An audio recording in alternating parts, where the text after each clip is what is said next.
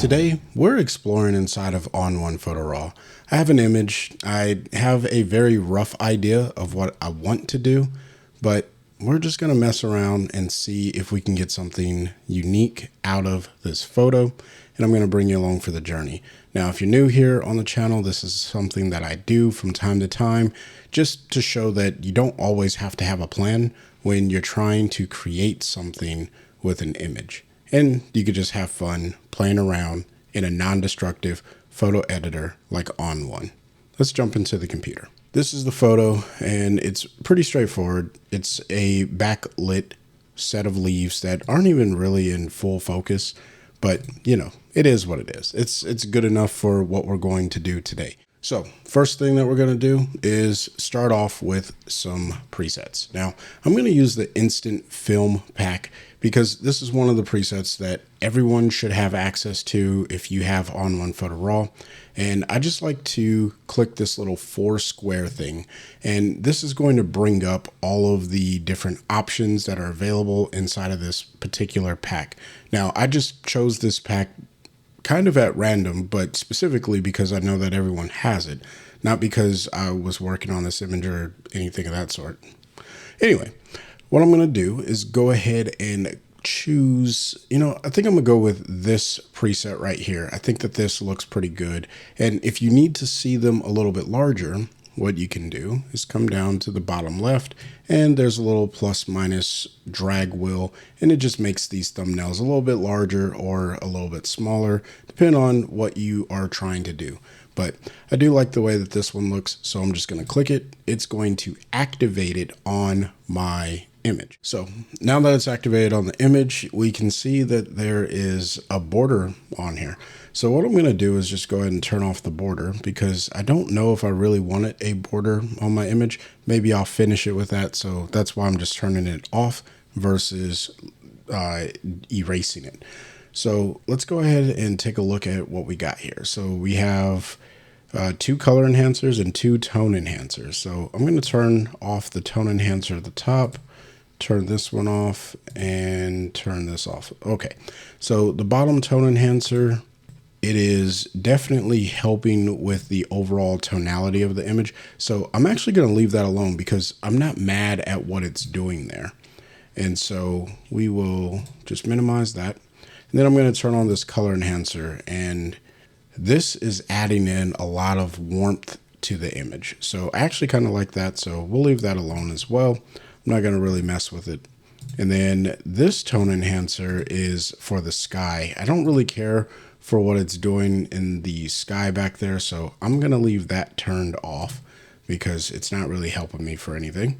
And then I'm going to turn on the second tone enhancer, and this is really helping with the sky, helping with this blown out area and this more gray area. So I'm liking what we got here so far. This is the before and this is the after.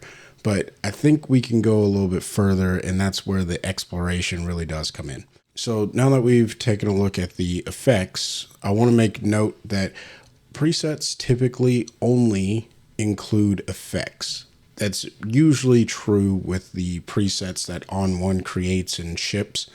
What that means is inside of local or develop, it will be untouched.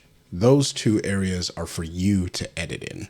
So that's the beauty of using presets. It's just a style that goes on the image. So now that I kind of have a style on the image, I can shape the overall light to my own personal preference. And you can do that one of 2 ways, or really a mixture of the 2. So the first way is you can just hit Brilliance AI, and that's going to look at the image, do all its fun stuff, and give you a photo. So we'll let Brilliance AI kind of take a stab at it. And it really cranked up the color here. Now, the reason why I did that is if I come over here to fine tune and then color amount, if I pull down on the color amount, you can see that, it's not actually adjusting anything. So let's drop down into tone and color and figure out what is going on. So the white balance is still set to auto, so that's fine. That's going to be just fine. We can click on as shot, we can see that that didn't really shift all that much.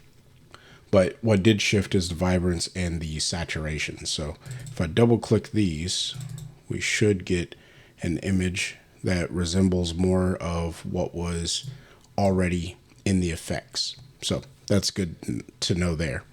But with that being said, I don't like opening my shadows all the time. I feel like that's just a cliche move. So instead, we're going to go with a darker image today. I'm going to pull down my shadows. And this is one of the beauties of using Brilliance AI. It gets you kind of in the ballpark, and then you get to choose creatively, if I can use English, you get to choose your creative vision for the image. And I want this to be a darker image, so that's why I'm going to go with my shadows pulled down just a little bit. Then I'm also going to pull down on my black point, and that's just going to give me a little bit more of a darker image overall. I really do appreciate that. So we'll play around with the midtones. Maybe the mids can come down, but then it starts to get too dark, and I don't want to make it overly dark. I just want a darker image. And then we'll pull down on some highlights and see, or maybe push up on the highlights. Yeah, I think pushing up on them a little bit works out. And then everything else looks pretty good. So now we can come over to local. And this image, it looks like a good candidate for the depth mask. So I'm going to apply that. So first I'm going to go ahead and add in an adjustment. And then I'll click on my mask, right click, and click on Create Depth Mask. And if you're not familiar with a depth mask, essentially what ON1 does is it looks at elements in the image. It tries to see what is the closest to the camera and what is the furthest, and then it applies a mask appropriately. So if I hit the letter O, anything that's white, that's what ON1 is saying is closest to the camera, and anything that's black, ON1 is saying that's furthest from the camera. And then anything that's gray is kind of in between whatever it thought was the closest to the furthest point. Now, you can modify the depth mask, and this is really helpful when you're trying to add in effects that are atmospheric, which we may add some to this image, or if you're trying to really manipulate light in a particular area. This is also a really good tool to do that. And also, if you're trying to manipulate blur or depth of field, this is another really great tool to do that. And it comes built into ON1 Photo RAW. You've seen how easy it was for me to activate it. Let me show you how easy it is to manipulate it or tweak it to fit my image. First things first, I don't want this negative exposure over the leaves.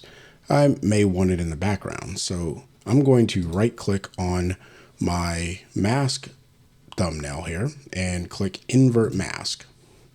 That's going to put the mask into the background, which is where I want it to be. Now I can kind of tailor this background. So before I do that, I'm just going to hit the letter O so that way we can see what's happening. Remember, anything that's black means that the effect is not going to receive, or I'm sorry, the image is not going to receive the effect. And anything that's white, the image is going to receive the effect. And in this case, negative exposure. So what I want to do is come over here to levels, and this is one of those trial and error types of things where you have to figure out what works best for your image. There's no one size fits all. But what I can do is I can pull the levels to the left, and you can see how that is protecting more of the image or keeping that negative exposure from going into different parts of the image, versus if I pull this center dot over to the right, I'm adding more of that negative exposure to the entire image.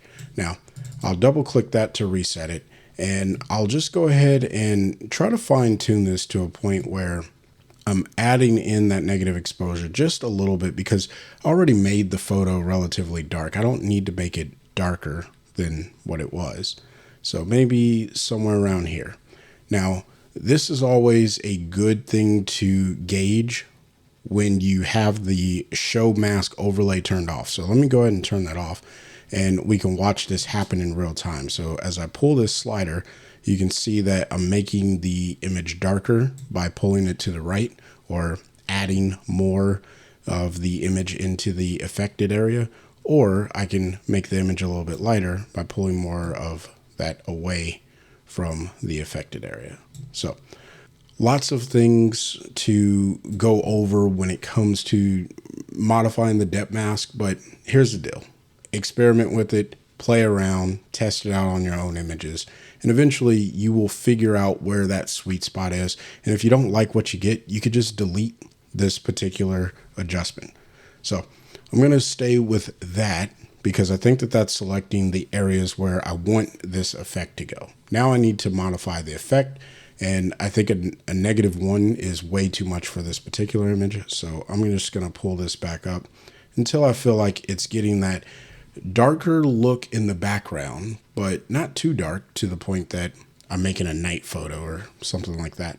So if I go ahead and turn this adjustment off and turn it back on, you can see how it just brings a little bit more focus to the foreground element. Now, one of the things that I really enjoy doing when I edit inside of ON1 is playing around with the opacity of each of my effects. I feel like this just gives me so much control over creating inside of the software. So what I'm going to do is just pull down on this opacity slider until I get to a happy place where I like it. And that's subjective. This isn't perfect. This isn't science. This isn't math. Everything doesn't have to be 100% correct or accurate. It just has to be what you appreciate about the edit overall. And there you go. So if I hit the before and the after, I think we're looking pretty good. Let's go ahead and explore a little bit further into ON1, and we'll jump back over to effects. We're going to hit add filter, and I'm going to add in a weather filter. Now, this is a really fun filter. I don't use it quite often, but I think for a few projects that I have coming up, I'm going to be using it more frequently. So what I like to do is test it out on other images before I get to those projects. So that way I understand what this tool can do. And then it helps me think a little bit more creatively as I'm working on the projects where I really want to work. So if that's not a plug for just practice inside the software, then I don't know what else could be. Anyway, here we are in the image. So what I'm going to do is I'm going to select, well, I guess fog was already expanded, so that's great. I thought I had to select fog. With that being said, I'm just going to go ahead and push up on the amount. And what this tool does is it simulates something like fog, all right? It's really more of a haze effect, but what you can do is you can push like how far into the photo this fog goes, top to bottom, things of that sort. But remember, we have access to the depth mask. And I think this is where the depth mask really does help out with atmospheric effects. So what I want to do is kind of put a haze behind the foreground element here. And there's a few ways that you could do it. I could just sit here and try to paint this out, and that could work, but that would take too long in my personal opinion. So I'm just going to go ahead and right click, create a depth mask. And we're going to see this fog-like effect go over the leaves. But again, I want this behind the main subject here. So I'm going to right click and invert the mask. And now I have the fog in the background, and I'm really creating some dimension and separation. Now, if I feel like this is just like way too strong, and again, this is also the reason why I darken the background. I didn't cover that earlier, but as I was thinking this through in my mind, it made sense, but I wasn't saying any of that. So what I'm going to do is pull back on the opacity. So I bring back some of that darkness. So it doesn't look like I did much to the image. And that's the beauty of photo editing. Sometimes you just got to go for the gusto and really tweak the image. And then other times you do things that are a little bit more believable and subtle, so that way it just looks more aesthetic. And that's kind of what we're going with here. So if I turn off this fog effect, you can see it makes a huge difference in the image, but it's not extremely noticeable. And that's the type of edit that I enjoy making. So here's the before. And this is just a random snapshot that I made while I was walking in a forest. And here is what I think is pretty close to a final image. And I can keep going and going. I could throw textures on here. I could do a photo filter. I could do a split tone look, all kinds of stuff. That's the beauty of working inside of ON1 Photo RAW and just exploring the tools, starting with a preset and then seeing what you can do to expand upon that. And then when you get something where you're like, hey, I actually really, really like this, then don't forget you can create your own presets by hitting this little drop down box or rectangle with a downward pointing arrow, and you'll be good to go.